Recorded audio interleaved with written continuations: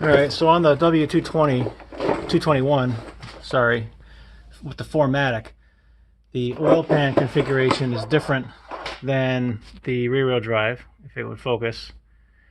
The all-wheel drive has this hole in the subframe for the differential and stuff. The rear-wheel drive has a front sump, kind of here-ish, with probably a different crossmember completely, possibly even a different steering rack location. I don't know. Anyway, so on the 4Matic, the sump cover is actually only 6 bolts and really easy to get off. The other one requires a lot more effort.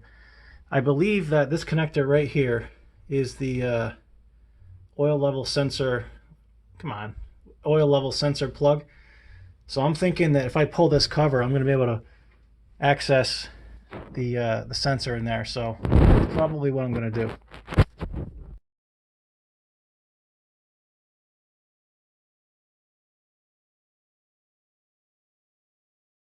So I pulled that 6-bolt oil pan off, and underneath we've got the oil pickup, and the sensor is right there.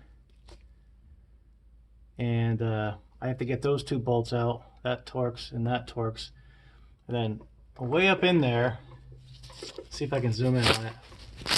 I don't know, I'll try.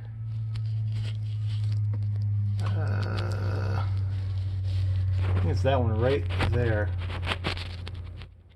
There's a bolt right on top of that boss. I have to get in there with a ratchet and somehow back that off, and that's what holds the harness on, and then I'll be able to pull that right out of there. So a little bit of laparoscopic surgery, but not terrible as long as I can swing a wrench in there. Here's what I've done so far. I got the new oil level sender switch installed right in there. So that's the float right there, if it would ever focus. God, hold on.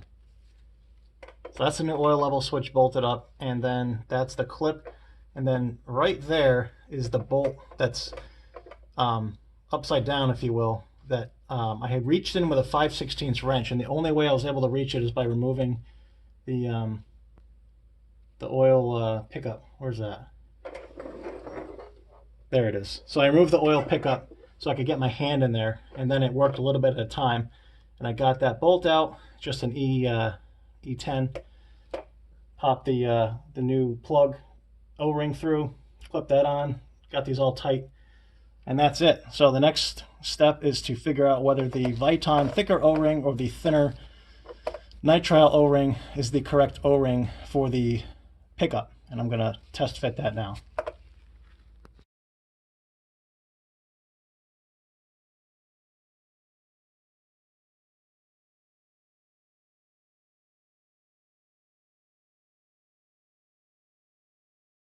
So what I have to figure out now is whether the nitrile O-ring, which is thinner and kind of matches the original there, which is all squared off and starting to get hard, or this thicker Viton O-ring.